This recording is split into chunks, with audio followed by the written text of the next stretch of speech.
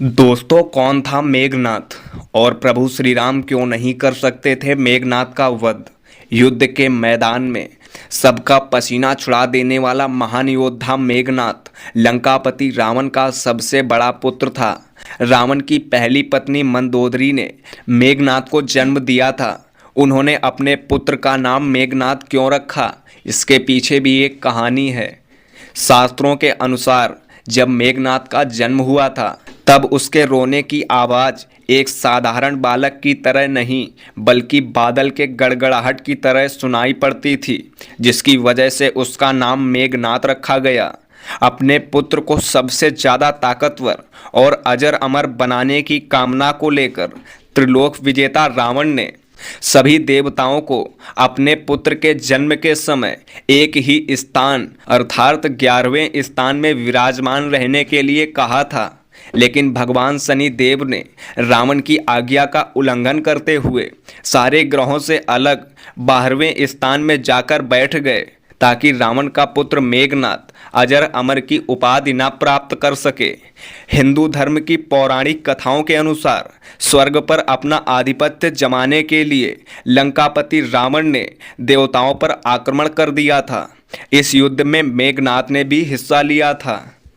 इस दौरान लंकापति पर इंद्र ने हमला कर दिया तो मेघनाथ ने अपने पिता को बचाने के लिए आगे आ गया। मेघनाथ ने उसी क्षण इंद्र और इंद्र के वाहन ऐरावत पर हमला कर दिया और उसने सभी देवताओं के साथ इंद्र को भी हरा दिया। युद्ध के समाप्त होने के बाद मेघनाथ स्वर्ग से निकलने लगा तो इंद्र को अपने साथ रथ में बैठाकर लंका ले आया। लेकिन जब ब्रह्मा जी ने मेघनाथ से निवेदन किया कि वह इंद्र को मुक्त कर दे, मगर मेघनाथ इस बात को मानने के लिए तैयार नहीं था। इसके बाद ब्रह्मा जी ने इंद्र को छोड़ने के लिए एक वरदान देने का वचन दिया। मेघनाथ ने इसका फायदा उठाते हुए अमरता का वरदान मांगा। उस दौरान ब्रह्मा जी ने मेघनाथ से कहा कि इस प्रकृति में किसी भी जीव का अमर होना असंभव है, तुम कोई दूसरा वरदान मांग लो। लेकिन मेघनाथ अपनी बात पर अड़ा रहा। इसके बाद ब्रह्मा जी ने कहा कि वो अपनी मूल देवी निकुंभला देवी का यज्ञ करे, तब उसे एक ऐसा रथ प्राप्त होगा जिस पर बैठकर वह किसी भी शत्रु के सामने युद्ध में पराजित नहीं होगा।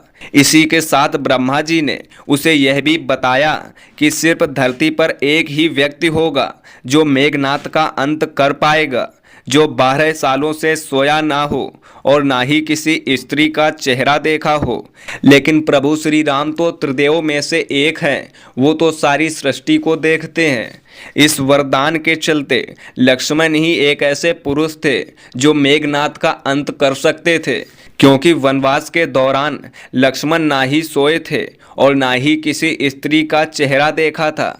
इसी कारण राम रावण युद्ध के दौरान युद्ध के क्षेत्र में लक्ष्मण के हाथों ही मेघनाथ का अंत हुआ। दोस्तों, अगर वीडियो पसंद आई हो तो इस वीडियो को एक लाइक कर दीजिए और चैनल को भी ज़रूर सब्सक्राइब कर लीजिए। वीडियो को पूरा देखने के लिए आपका बहुत बहुत धन्यवाद।